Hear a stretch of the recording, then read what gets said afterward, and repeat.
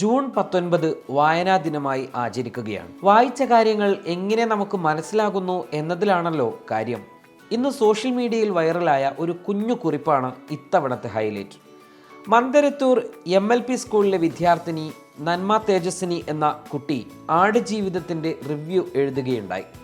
വർഷങ്ങൾ കാത്തിരുന്ന് ബെന്യാമിൻ കുറിച്ച വരികൾ പക്ഷേ തേജസ്വിനിക്ക് വെറും 12 വരികൾക്കുള്ളിൽ എഴുതാൻ കഴിഞ്ഞു. ആ കുറിപ്പ് ഇങ്ങനെയാണ്: ഒരു ദിവസം നജീബ് എന്ന ഒരാൾ ജീവിച്ചിരുന്നു. ഒരു നാൾ നജീബ് ദുബായിൽ പോയി. അവിടുത്തെ അറബ് മനുഷ്യൻ നജീബിനെ പറ്റിച്ച് മരുഭൂമിയിലിട്ടു. കുറേ വർഷങ്ങൾ കഴിഞ്ഞു.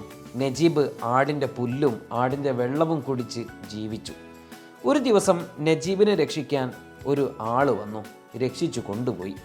പെരിയോനെ റഹ്മാനെ പെരിയോനെ റഹീം. ഇതാണ് തേജസ്വിനിയുടെ റിവ്യൂ.